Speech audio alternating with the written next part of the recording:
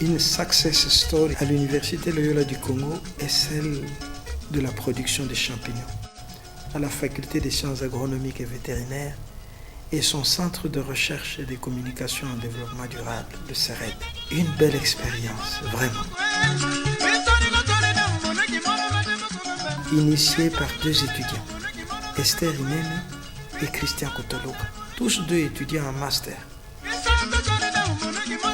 Ils ont exprimé leur désir de mener leurs recherches sur la production des champignons. Et la faculté leur a offert un espace, une sorte de laboratoire pour la production des champignons. Et pendant 2 ans, ces deux étudiants ont fait des recherches et ont été capables, grâce aux professeurs de la faculté et aux chercheurs du CERED, à mettre au point une stratégie pour produire des champignons. Vous savez, les Congolais aiment manger des champignons, mais ils attendent des périodes précises pour en consommer. Mais grâce aux recherches de Esther et Christian, il est possible de produire des champignons pendant toute l'année. Ces deux étudiants ont non seulement initié d'autres étudiants à produire des champignons, mais aussi ils sont passionnés dans le partage de ce savoir avec les paysans, avec les fermiers. Le centre de recherche a une structure à 165 km de Kinshasa, à Mongata. C'est une sorte de centre agroforestier, une maison de formation en agriculture. Et là, nous sommes en contact permanent avec des paysans à qui nous allons apprendre comment produire des champignons, pendant que les paysans nous apprendront leur propre expérience sur l'agriculture et l'élevage. C'est cela notre stratégie, la stratégie de l'Université Loyola du Congo. Partager les fruits de nos recherches aux paysans et apprendre le savoir paysan pour l'intégrer dans la recherche scientifique.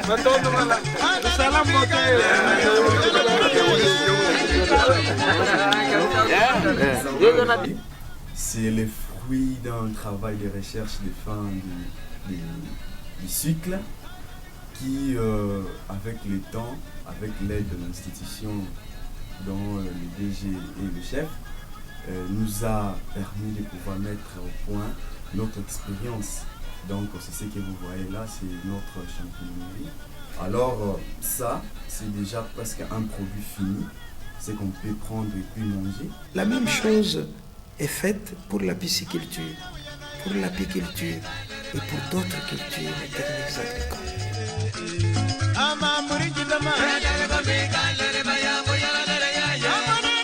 Okola lelo toye poto sala pratique ya oto yekolaki balakisa biso lolenge balonaka na ba technique ya bamboka na ba technique moderne toyeba pe ba maladie esika oyo ndenge nini nzete bebi ndenge nini nzete ezali malade yango nde tozali kosala. Le plus profond, c'est d'être une université en contact permanent et affectif avec le monde paysan et partager mutuellement nos savoirs.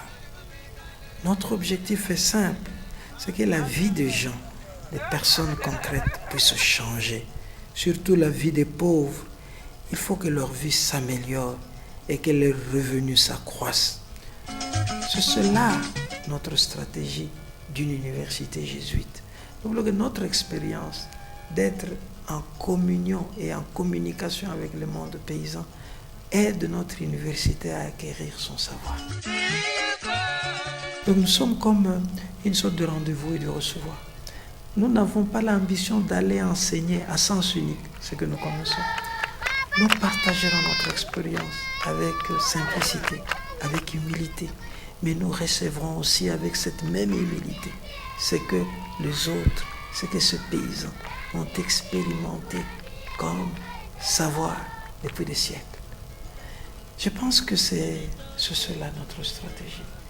Être en permanent dialogue avec les paysans vers qui nous allons et recevoir d'eux ce qu'ils ont expérimenté pour que la science soit complète en intégrant et les savoirs des communautés et les savoirs scientifiques.